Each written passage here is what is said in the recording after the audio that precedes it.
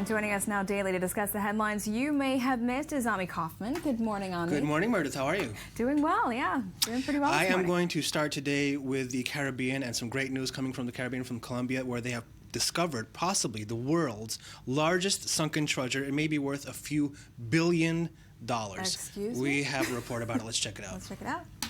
Feast your eyes on what could be billions of dollars in sunken treasure. Experts speculate these images to be gold, silver, and jewels researchers have been combing the sea floor to discover. It's been called the Holy Grail of shipwrecks. The San Jose, sunken in a battle more than 300 years ago. In a mighty battle, what we imagine would be like this one from Pirates of the Caribbean. The three-deck ship sank in 1708 during heavy fighting with the British off the coast of Cartagena. Sparkling coins captured in this image surrounding the ship, buried far below the ocean's surface, alongside ceramic and porcelain vases and weapons. The treasure thought to be worth anywhere from $4 to $17 billion, making it the most valuable shipwreck in the Western Hemisphere. Researchers using sonar imaging similar to the opening scene in Titanic to identify the ship, described as one of the greatest finds of underwater heritage in the history of humanity. This is an amazing story. Isn't it amazing? Yeah. I thought I'd start off the week with something kind of nice. I know, thank you.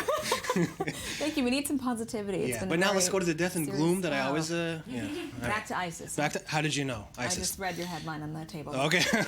You should not look, you should not peep. I shouldn't peek. We're going to go to ISIS, going to the war in Yemen, where ISIS is having some like a growing part in this war. Over the weekend, ISIS claimed the killing of the Aden governor in Yemen, Jaffa Muhammad Saad. Local ISIS affiliates had detonated an explosive-laden car as he was traveling to his office in the western district of Aden. They also referred to Saad as a tyrant and warned the heads of the infidels in Yemen that it would carry out operations to chop off their rotten heads, as the words, as I'm quoting the ISIS message there. Yeah, really concerning stuff. And just showing how deep their tentacles are starting to grip in Yemen as well as Al-Qaeda. There's a power vacuum. It's big mess. Just like, by the way, in Syria, there's a big mess there. The Saudis are leading a coalition there. The Iranians are involved with the Houthis. A lot of nations, a lot of organizations that are in there making a huge mess. That Yemen could become Middle East. It's definitely fun. Oh boy. Speaking fun of is not the word, huh? Not exactly the Middle East, a little more to the east, but the Taliban in Afghanistan, their Mullah Akhtar Mansour, the leader of the Taliban, denies he is dead in a recording, but we don't know if this is an authentic recording. He put out of this recording saying that I have recorded this message to let everyone know that I am still alive. However, people, high-ranking officials in the Taliban are saying that they don't know if it's him.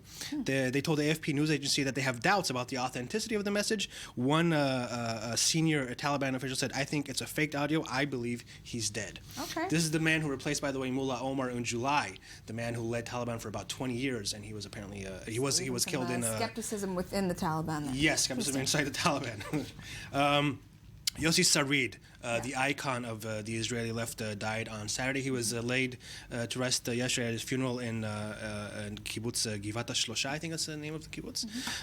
Former Meretz leader. He was an MK for 30 years, from 1974 to 2006. After he left the politics, he started writing a column for the Haaretz daily. He led.